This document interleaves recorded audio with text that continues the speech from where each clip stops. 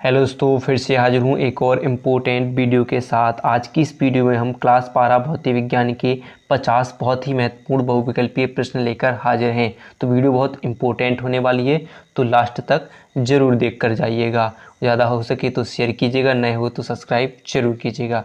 तो आइए स्टार्ट करते हैं और देखते हैं आज का पहला प्रश्न क्या है, जो कि है एकांक धनावेश विद्युत क्षेत्र के प्रत्येक बिंदु पर समान बल का अनुभव करता है। तो विद्युत क्षेत्र होगा यानी कैसा होगा, एक समान होगा, एक समान नहीं होगा, परिवर्ती होगा या कोई नहीं। तो आपका सही आंसर हो जाएगा ऑप्शन ए, कैसा होगा, एक समान होगा। फिर अगला प्रश्न है किसी भौतिक राशि के मात्रक यानी वोल्ट प्रति मीटर तथा न्यूटन प्रति कूलाम दोनों ही हैं, यानी किस भौतिक राशि की बात की जाएगी। तो ऑप्शन है आपके विभवांतर, विद्युत फ्लक्स, विद्युत क्षेत्र की तीव्रता या कोई नहीं। तो कौन सा, तो आपका सही आंसर हो जाएगा विद्युत क्षेत्र की तीव्रता। यानी विद्युत क्षेत्र की तीव्रता का मात्रक क्या होता है, वोल्ट प्रति मीटर भी होता है और न्यूटन प्रति कूलाम भी होता है। फिर अगला प्रश्न है विद्युत क्षेत्र ई में पी आघूर्ण वाले द्विध्रुव पर लगने वाला बल आघूर्ण होगा। ऑप्शन है पी इंटू ई, पी गुणे ई, या शून्य, या ई इंटू पी। तो आपका सही आंसर हो जाएगा P गुणे ई हो जाएगा। ठीक है। फिर देखिए अगला प्रश्न पूछा गया कि विद्युत क्षेत्र का मात्रक। तो अभी हाल देखा हमने न्यूटन प्रति मीटर या कूलाम प्रति न्यूटन या न्यूटन प्रति कूलाम या जूल प्रति न्यूटन। तो आपका सही आंसर आपने अभी हाल देखा कि हमने ऑप्शन लिखा था एक दो ऑप्शन के, जिसमें न्यूटन प्रति कूलाम भी और वोल्ट प्रति मीटर भी किसका मात्रक होता है, विद्युत क्षेत्र यानी विद्युत क्षेत्र की तीव्रता। तो यहाँ पर न्यूटन प्रति कूलाम, तो आपका सही आंसर हो जाएगा प्रश्न नंबर 4 का न्यूटन प्रति कूलाम हो जाएगा। फिर अगला प्रश्न है विद्युतशीलता का मात्रक है कूलाम स्क्वायर बटे न्यूटन मीटर स्क्वायर या न्यूटन मीटर स्क्वायर प्रति कूलाम स्क्वायर या न्यूटन कूलाम या न्यूटन वोल्ट बटे मीटर स्क्वायर। तो आपका सही आंसर हो जाएगा option number A, coulomb square बटे न्यूटन मीटर स्क्वायर। फिर अगला प्रश्न है एक इलेक्ट्रॉन विद्युत क्षेत्र में क्षेत्र के अभिलंबत प्रवेश करता है। इलेक्ट्रॉन का गमन पथ होगा परवलयाकार, वृत्ताकार, कुंडली के आकार का या दीर्घवृत्ताकार। तो आपका सही आंसर हो जाएगा परवलयाकार। क्या हो जाएगा ऑप्शन नंबर ए, परवलयाकार। फिर प्रश्न है विद्युत फ्लक्स का मात्रक होता है, यह मात्रक है तो क्या है, वोल्ट प्रति metre, volt metre, weber, newton प्रति कूलाम, क्या हो जाएगा। तो देखिए इसका सही आंसर हो जाएगा ऑप्शन नंबर सी, क्या होता है कि विद्युत फ्लक्स का मात्रक क्या होता है, वेबर हो जाता है। फिर प्रश्न है कि एक बंद पृष्ठ के भीतर n विद्युत द्विध्रुव स्थित है, बंद पृष्ठ से निर्गत विद्युत फ्लक्स होगा। तो ऑप्शन है Q बटे एप्सिलॉन नॉट, 2Q बटे एप्सिलॉन नॉट या माइनस 2Q बटे एप्सिलॉन नॉट या शून्य होगा। तो आपका सही आंसर हो जाएगा ऑप्शन नंबर डी, क्या हो जाएगा, शून्य हो जाता है। ठीक है। फिर अगला प्रश्न पूछा गया कि किसी बिंदु पर विद्युत क्षेत्र की तीव्रता निम्न में से किस में R0 के अनुक्रमानुपाती होता है। तो विद्युत आवेश की, विद्युत द्विध्रुव के आवेश की, अनंत समतल चादर की या रेखीय आवेशित तार की। तो आपका सही आंसर हो जाएगा यानी ऑप्शन नंबर सी, आवेश की अनंत समतल चादर की। क्या होगा, आवेश की अनंत समतल चादर की। फिर प्रश्न नंबर 10 है जो कि है विद्युत विभव का मात्रक। तो विद्युत विभव का मात्रक जूल प्रति कूलाम होगा या जूल गुणे कूलाम होगा या कूलाम गुणे जूल होगा या न्यूटन प्रति कूलाम होगा। तो आपका सही आंसर हो जाएगा ऑप्शन नंबर ए, यानी जूल प्रति कूलाम। यानी क्या होता है, V बराबर W बटे Q होता है। तो W जूल और आवेश के कार्य का मात्रक जूल और आवेश का मात्रक कूलाम हो जाता है। फिर प्रश्न है एक इलेक्ट्रॉन वोल्ट ऊर्जा का मान, ये बहुत इंपॉर्टेंट हो जाता है। तो इसका मात्रक मान क्या होगा, 9.1 × 10⁻19 जूल या 1.6 × 10⁻19 जूल या 1.6 × 10⁻31 जूल या 9.1 × 10⁻31 जूल। तो आपका सही आंसर हो जाएगा यानी ऑप्शन नंबर बी, क्या होता है 1.6 × 10⁻19 जूल हो जाता है। फिर प्रश्न है एक इलेक्ट्रॉन को दूसरे इलेक्ट्रॉन के अधिक समीप लाने पर निकाय की विद्युत स्थितिज ऊर्जा घटती है, बढ़ती है या उतनी ही रहती है या शून्य हो जाती है।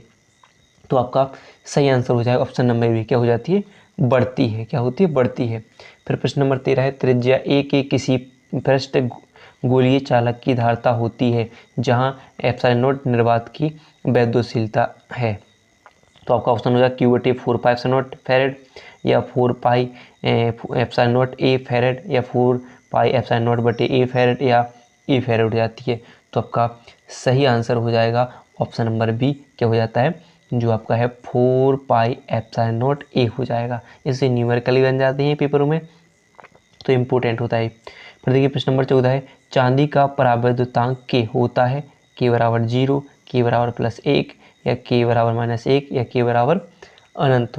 तो आपका ऑप्शन नंबर क्या हो जाएगा, डी, क्या होता है, अनंत होता है। क्या होता है, अनंत होता है।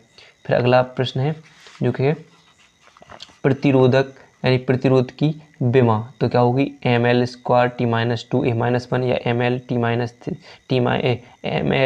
स्क्वायर t-3 a-2, t-2 और a-2। फिर क्या होगा, ml स्क्वायर t-3 a-2, या ml3 t-3 a-3।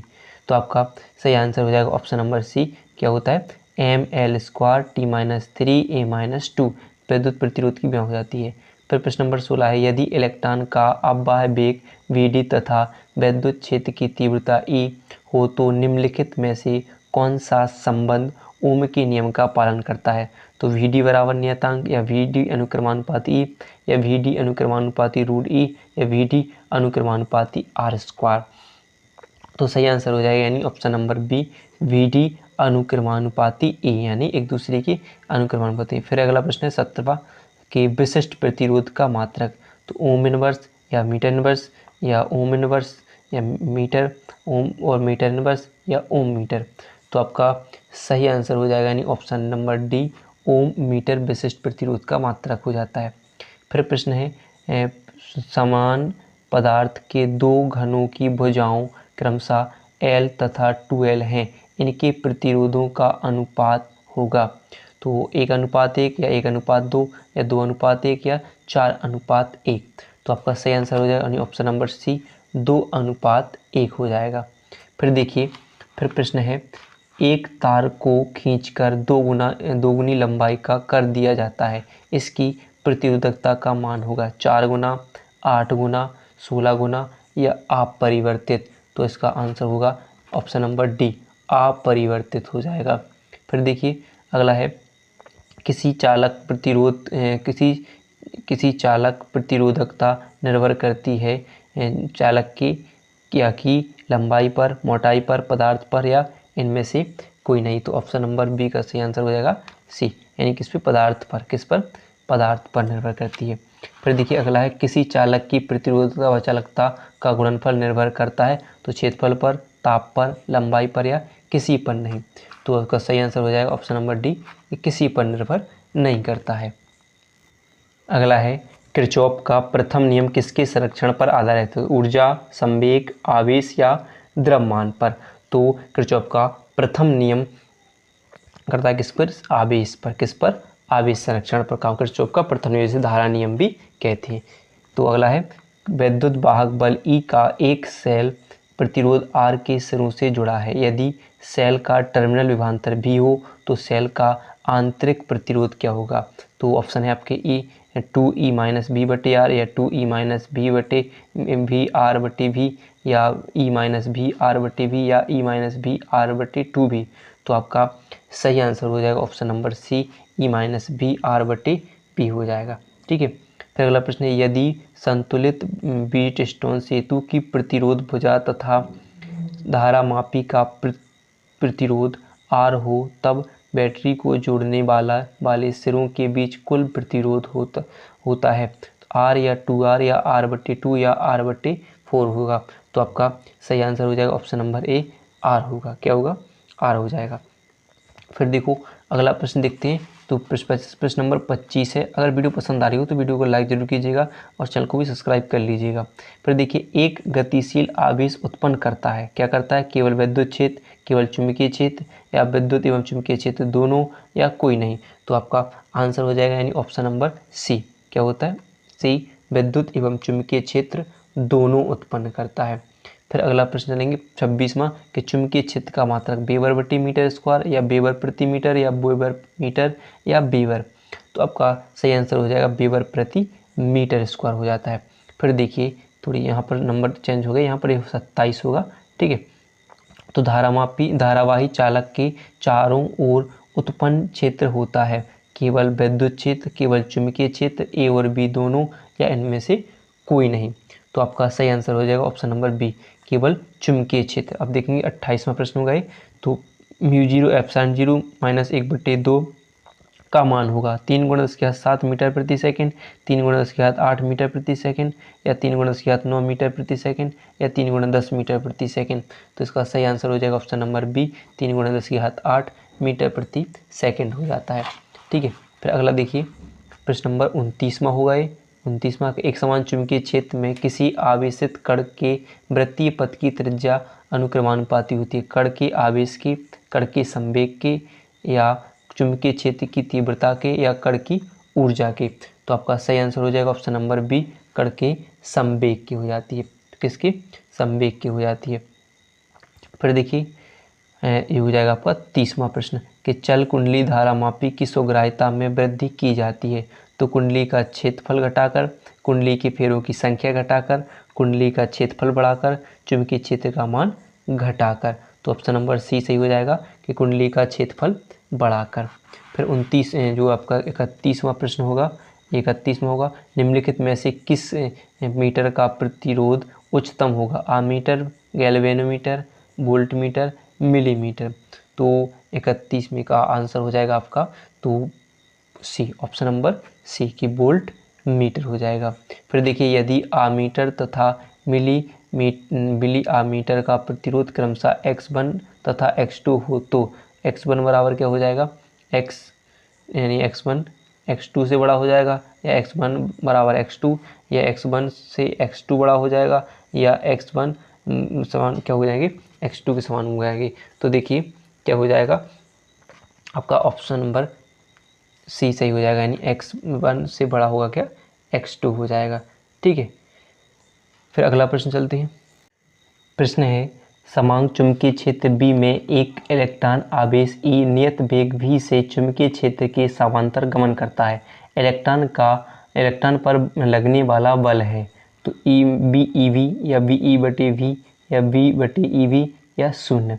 तो आपका सही आंसर हो जाएगा ऑप्शन नंबर डी, क्या हो जाएगा? शून्य हो जाएगा। तो ये कौन सा?